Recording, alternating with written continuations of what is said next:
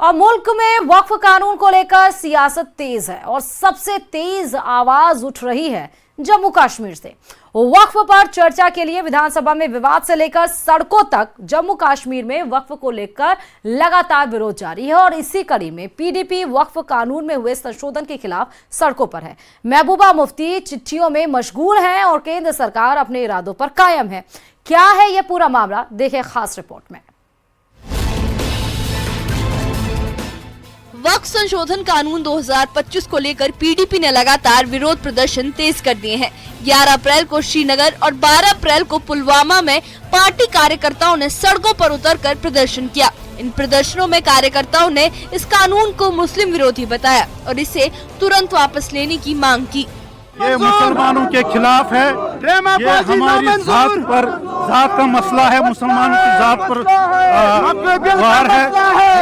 Amendment bill जो पास की है पार्लियामेंट ने, हमारी मस्जिदों का मसला है, हमारी मकबरों का मसला है और हमारी ज़ियारत शरीफों का मसला है। आइंदा क्या लाएअमल रहेगा पीडीपी का इस हवाले से? देखिए, हमारा लाएअमल यही है कि हम इसके खिलाफ बार बार एहतजाज करेंगे तब तक जब तक ये अमेंडमेंट वापस वो नहीं करेंगे। पीडीपी अध्यक्ष महबूबा मुफ्ती इस कानून के खिलाफ विपक्षी एकजुटता लाने में जुटी हैं। उन्होंने पश्चिम बंगाल की मुख्यमंत्री ममता बनर्जी, तमिलनाडु के मुख्यमंत्री एम.के. स्टालिन और कर्नाटक के मुख्यमंत्री सिद्धरामैया को चिट्ठी लिखकर उनके विरोध को बेबाक और सैद्धांतिक बताया। एक्स पर उन्होंने लिखा कि आज के भारत में असहमति को अपराध माना जा रहा है। ऐसे में नेताओं की आवाजें उम्मीद की किरण है।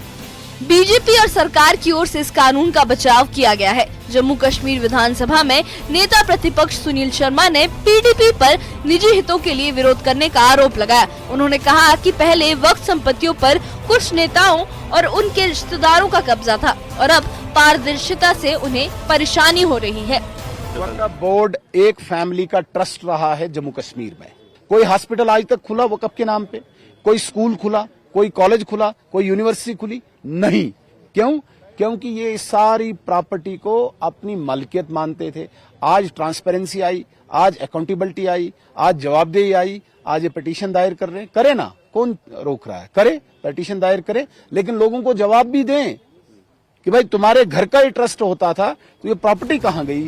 वक्फ संशोधन कानून का विरोध सिर्फ जम्मू कश्मीर में नहीं बल्कि देश के कई हिस्सों में हो रहा है। All India Muslim personal law board और आपके नेता इसे सुप्रीम कोर्ट में चुनौती दे रहे हैं। अब 15 अप्रैल को अदालत में इस कानून की वैधता पर सुनवाई होनी है। केंद्र सरकार का कहना है कि ये कानून पारदर्शिता और सामाजिक न्याय की दिशा में एक जरूरी कदम है। वक्फ संपत्तियों पर चल रही ये सियासी लड़ाई अब अदालत के दरवाजे तक पहुंच चुकी है। एक तरफ धार्मिक स्वतंत्रता और अधिकारों की बात हो रही है तो दूसरी तरफ पारदर्शिता और जवाबदेही की। देखने वाली बात ये होगी कि इस टकराव में जीत कानून की होगी या विरोध की आवाजों की।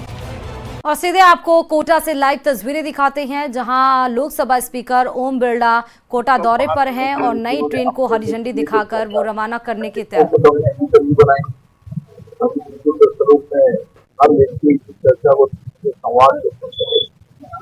लोकसभा पे बेहतरीन संविधान स्मारक बनाएंगे ताकि आने वाली पीढ़ी भारत के संविधान के अधिकारों और आने वाले समय में सक्रिय दायित्व निभा के आगे बढ़ाने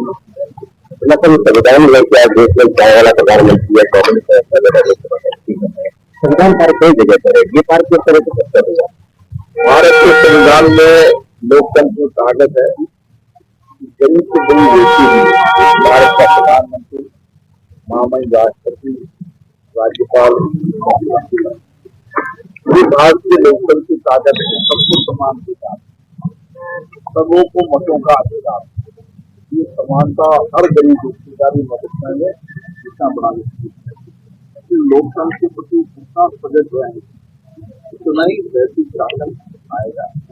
मेरा मानना है कि शासन में पारदर्शिता और जवाब कार्यपालिका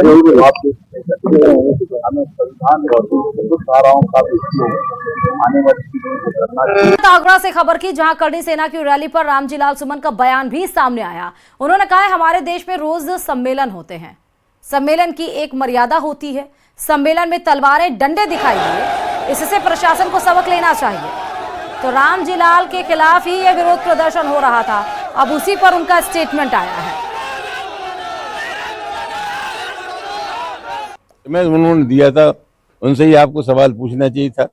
जहां तक सम्मेलन का सवाल है, सम्मेलन हमारे देश में हो सकते हैं, विरोध सम्मेलन हो सकते हैं। और मैंने एक बार नहीं कई बार कहा कि दुनिया में जो पैदा हुआ है वो अपने आप में पूर्ण नहीं है, न कोई विचार अपने आप में पूर्ण है। हमारी राय से लोग इत्तेफाक नहीं करेंगे, ऐसा मैं मानता हूं। कुछ लोग हमारी राय के हो सकते हैं और कुछ लोग हमारी राय के नहीं हो सकते। तो जनतंत्र में हमें विरोध करने का अधिकार है, लेकिन उसकी एक मर्यादा भी है। जनतंत्र संविधान की सीमाओं के अंदर होना चाहिए, कानून के अंदर होना चाहिए। और मैं समझता हूं जो हालात पैदा हो रहे हैं, जिस तरह से लोग विरोध कर रहे हैं, ये तो अराजकता है, गैर कानूनी है और हिंसा को बढ़ावा देना है। प्रशासन को सबक सीखना चाहिए। प्रशासन ने सशर्त अनुमति दी थी कार्यक्रम करने की, और कार्यक्रम करने के लिए जो शर्तें थी उनका पालन नहीं हुआ। प्रशासन को उसका संज्ञान लेकर के प्रभावी कार्रवाई करनी चाहिए। मुंबई हमलों का गुनहगार तहव्वुर राणा पिछले 3 दिनों से एनआईए की रिमांड में है, क्योंकि 18 दिन की रिमांड उसको मिल गई है। 3 दिन हो चुके हैं। एनआईए आज तहव्वुर राणा से तीसरे दिन भी पूछताछ करेगी। पूछताछ कहां तक पहुंची, उसने क्या बताया, सब कुछ विस्तार से आपको बताएंगे। लेकिन सबसे पहले आपको 2 तस्वीरें दिखाएंगे जो बताएंगे कि क्या है वो तस्वीरें। पहली जो तस्वीर आप देख रहे हैं वो अमेरिका की है और दूसरी जो तस्वीर आप देख रहे हैं वो भारत की है। पहली तस्वीर में तहव्वुर राणा बेड़ियों में नजर आ रहा है, जबकि दूसरी तस्वीर भारत की जहां तहव्वुर बिना बेड़ी के नजर आ रहा है।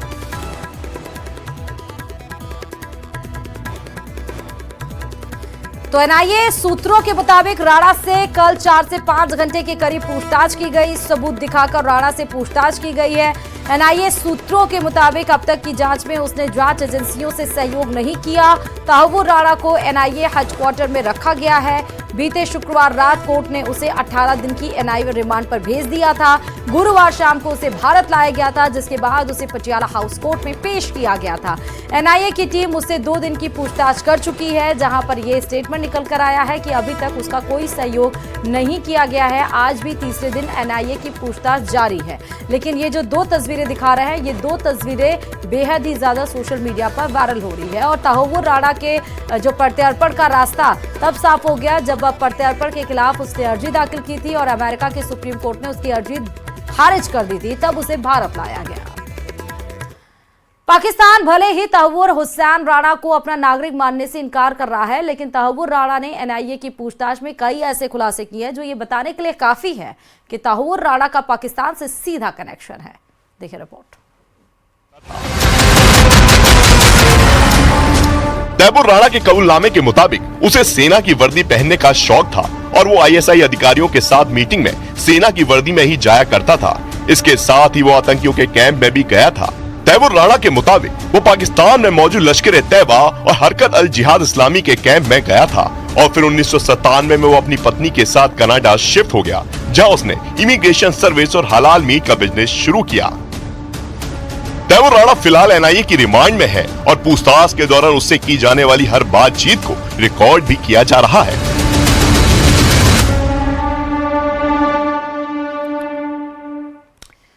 दिल्ली में एनआईए की टीम मुंबई हमले के मास्टरमाइंड तहव्वुर हुसैन राणा से लगातार पूछताछ कर रही है और इस पूछताछ में कई चौंकाने वाले खुलासे हुए हैं। एनआईए के अधिकारियों को तहव्वुर राणा ने बताया कि मुंबई हमले से पहले डेविड हेडली से कई बार उसकी बातचीत भी हो गई थी।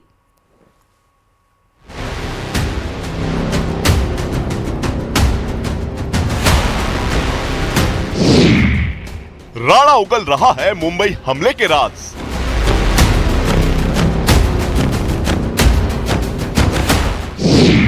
छब्बीस 11 से पहले राणा और हेडली में क्या हुई बात?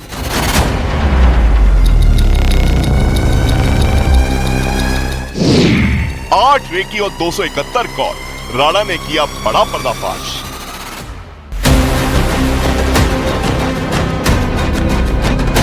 तहव्वुर हुसैन राणा और डेविड कोलमैन हेडली, ये वो 2 नाम हैं जिन पर मुंबई हमले की साजिश रचने और हमले का ब्लूप्रिंट तैयार करने का आरोप है। इसी मामले में 17 साल बाद तहव्वुर हुसैन राणा को भारत लाया गया और उससे लगातार पूछताछ की जा रही है। पूछताछ में राणा ने बताया कि मुंबई हमले से पहले हेडली से उसकी 231 बार बात हुई थी और दावा किया जा रहा है कि इसी बातचीत के दौरान मुंबई दहलाने की साजिश रची गई थी। डेविड हेडली जब पहली बार रेकी करने भारत पहुंचा तब उसने राणा से 32 बार बात की। डेविड हेडली दूसरी बार भारत आया तो उसने तैमूर राणा से 23 बार बात की। तीसरी बार रेकी के दौरान हेडली ने राणा को 40 बार फोन किया था। जब चौथी बार हेडली भारत आया तो उस दौरान राणा और हेडली के बीच बातचीत का रिकॉर्ड नहीं है। पांचवी बार हेडली जब भारत आया तब उसने तैमूर राणा से 37 बार बात की थी। छठी बार हेडली ने राणा से 33 बार बात की। सातवीं बार जब हेडली भारत आया तो उस दौरान भी राणा से बातचीत का रिकॉर्ड नहीं है। इसके बाद जब हेडली 8वीं बार भारत आया तो उस दौरान राणा के साथ 66 बार बात की। और माना जा रहा है कि इसी 8वीं रेकी और 66 मिनट की बातचीत में ही मुंबई पर हमले का ब्लूप्रिंट तैयार किया गया। इतना ही नहीं, मुंबई हमले से ठीक पहले खुद तैमूर राणा भी भारत आया था। बताया जा रहा है कि 13 से 21 नवंबर 2008 के बीच तैमूर राणा भारत में था और उसने एक महिला के साथ दिल्ली हापुड़ आगरा की रेकी की थी। उस वक्त तैमूर राणा ने महिला को अपनी पत्नी बताया था, लेकिन जांच के बाद उस महिला की भूमिका संदिग्ध बताई जा रही है। जैसे जैसे मुंबई हमले की जांच आगे बढ़ रही है, तैमूर राणा से पूछताछ का सिलसिला आगे बढ़ रहा है। कई नए खुलासे हो रहे हैं। और उधर तैमूर राणा पर सियासी तलवारें खिंच गई हैं। कांग्रेस ने जहां बीजेपी पर हर बात का क्रेडिट लेने का आरोप लगाया तो वहीं बीजेपी ने इसे मोदी सरकार की बड़ी जीत भी बताया है। सुनिए जरा। बमकांड हुआ उसकी सारी इंक्वायरी करना और उसके पीछे पड़ने का काम कांग्रेस की सरकार के जमाने से हो रहा है।